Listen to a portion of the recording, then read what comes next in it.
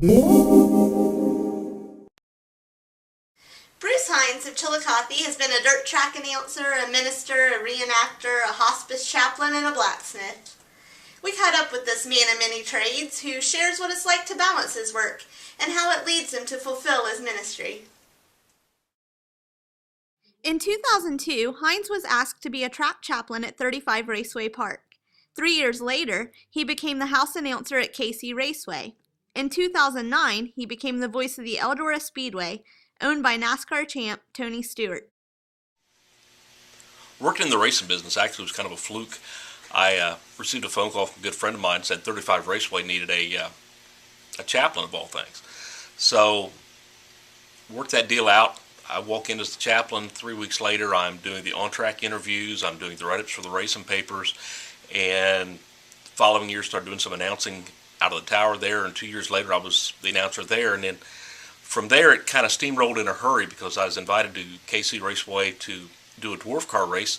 And from the dwarf cars, the following year, I was asked to come back and be the voice of KC Raceway, which worked out pretty cool because that year was the first year of the Dirt Track World Championships at KC Raceway. But with KC closing down last year, it kind of took the wind out of our sails. It's really kind of like losing a child, I guess.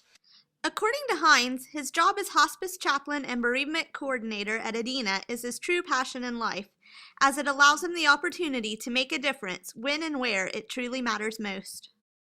You know, by the daytime right now, I'm the hospice chaplain for Adina Health Systems, and that's pretty cool. I really love what I do for Adina. People ask us, how do you guys do that? How do you deal with this all the time? And if I had to deal with the fact that I am going to see probably 5 patients a day, and 2 of those 5 will be passed within the next 2 weeks, I couldn't get up in the mornings. But I look at it like I have a chance to help make a difference when it really counts. It's amazing you find, if you're open in life, how that things just work in the ministry. Many years ago, we were very active in the reenactment work, doing pre-1840 mountain man reenactments, and I had a full traveling blacksmith shop. And one Saturday night, we were at an encampment. Somebody asked about Sunday services, and the head of the camp said, well, we don't have anybody here to do it, but we have a place to do it. If you could find somebody, go ahead. And he laughed and thought they were joking. And one of the major vendors of the time said, hey, Bruce is here. He'll do Sunday services for us. And, you know, 25 years later, we're still doing Sunday services about 6 events a year and have great enjoyment with that in spreading the gospel.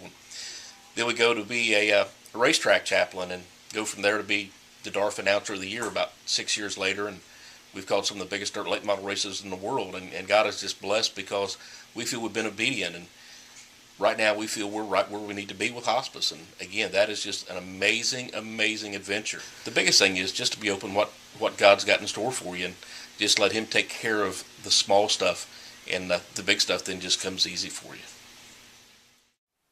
For more about Hines, be sure to check out our feature story in this weekend's edition of the Pike County News Watchman and at PikeCountyDaily.com.